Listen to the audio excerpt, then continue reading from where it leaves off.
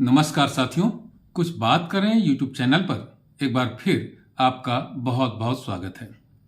मनुस्मृति बहुत ही उत्तम ग्रंथ है साथियों, और इसमें नीति की, सदाचार की जितनी उत्तम बातें लिखी गई हैं उन्हें पढ़कर के आश्चर्य होता है कि आज से हजारों और लाखों वर्ष पहले जब इस ग्रंथ की रचना की गई होगी तब भी हमारे ऋषि मुनि या इस तरीके की पुस्तकों के लिखने वाले हमारे पूर्वज कितना गहन और कितना गंभीर चिंतन करते थे। मनुस्मृति के चौथे अध्याय का 157वां श्लोक और उसका अर्थ देखिए। वो लिखते हैं कि दुष्ट आचरण करने वाला व्यक्ति लोक में निंदित होता है, दुख का भागी होता है, निरंतर रोगी रहता है और अल्पायु होता है।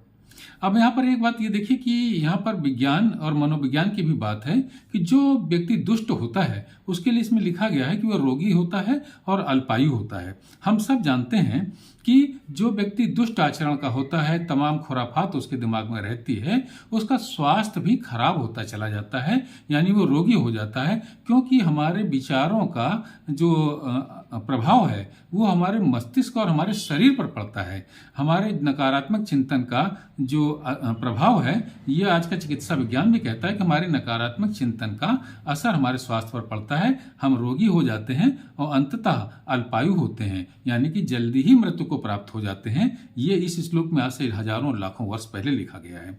और इसी का उल्टा इसके अगले श्लोक में यानी 158वें श्लोक में लिखा गया है कि साधुओं के सा आचरण करने वाला व्यक्ति चाहे अन्य शुभ लक्षणों से रहित भी हो लेकिन सदाचारी है तो वह 100 वर्ष तक जीता है, यानी कि वो उसका जीवन लंबा होता है। अब यहाँ पर यह है कि शुभ लक्षणों से रहित भी हो लेकिन तो सदाचारी हो। तो शुभ लक्षण क्या होते हैं कि मान लीजिए वो विद्या नहीं उसने ज़्यादा प्राप्त कर पाई, ज़्यादा पढ़ा लिखा नहीं हो पाया, धन संपदा बहुत नहीं है उसके पास में, ये शुभ लक्षण उसके पास नहीं है, किंतु वह सदाचारी है, ईर्ष्या, द्वेष, निंदा आदि से दूर रहता है, तो वो सदाचारी है। और उसकी सकारात्मक विचारों का प्रभाव उसके शरीर पर पड़ता है, यानी कि फिर रोग उससे दूर रहते हैं और वो लंबा जीवन जीता है। तो ये देखिए कितना अच्छा मनोविज्ञान भी इन श्लोकों में आज से लाखों और हजारों वर्ष पहले दिया गया है।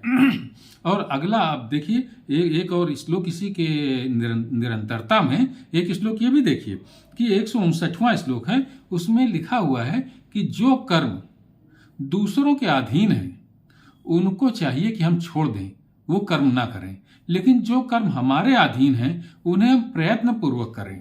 अब इसका क्या अर्थ होता है कि जो कर्म दूसरों के अधीन है, यानी कि दूसरों की जो क्षमताएं हैं, जो साधन उनके पास में हैं, अगर वो कर्म वो कर रहे हैं और वो क्षमताएं, वो साधन हमारे पास नहीं है तो हम उनको ना करें, क्योंकि हम कर नहीं पाएंगे और दुख को प्राप्त होंगे।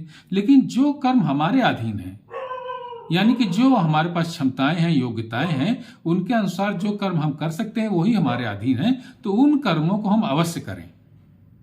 अब आप कहेंगे कि दूसरों के पास जो क्षमताएं हैं क्या उन्हें हम अर्जित नहीं कर सकते? और अगर हमारे पास में इतना योग्यता और क्षमता है कि हम वो क्षमताएं और योग्यताएं अर्जित कर सकते हैं जो दूसरों के पास में हैं, तो वो कर्म फिर दूसरों के अधीन नहीं माने जाएंगे, वो कर्म तो हमारे ही अधीन माने जाएंगे। यानी कि जिन कर्मों को हम अपनी क्षमताओं और योग्यताओं के आधार पर कर सकते हैं उनको हम अवश्य करें, लेकिन जो हमारे पास में क्षमताएं और योग्यताएं नहीं है लेकिन दूसरों के पास में है वो क्षमताएं, तो उन्हें करने दें, अन्यथा हम अनावश्यक क्यों परेशान हो कि वो कर रहे हैं इसलिए हम भी करें।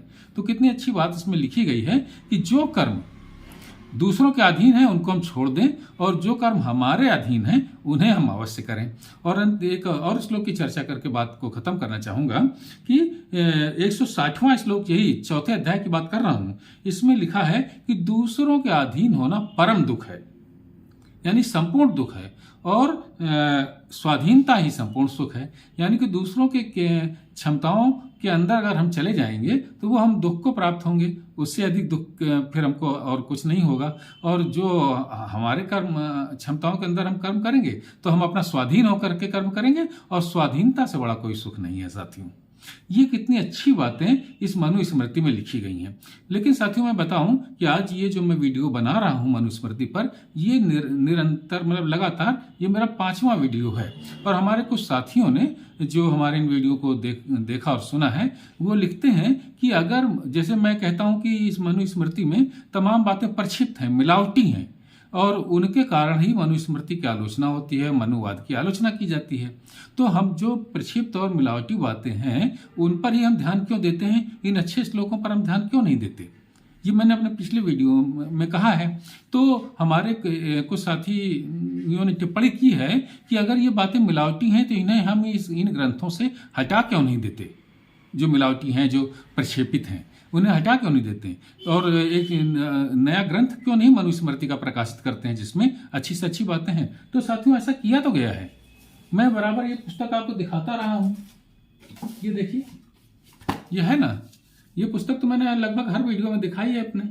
ये विशुद्ध मनुस्मृति है और इसमें ये इसमें लिखा हुआ है कि जो प्रचलित मनुस्मृति है उसमें इस पुस्तक के जो लेखक हैं डॉक्टर सुरेंद्र कुमार, जिन्होंने इस पुस्तक का प्रकाशन किया है, इसका अनुसंधान किया है, उन्होंने लिखा है कि 1471 श्लोक इन्होंने पाए हैं कि मिलावटी हैं और 1214 ही अकेले ओरिजिनल यानी मूल हैं।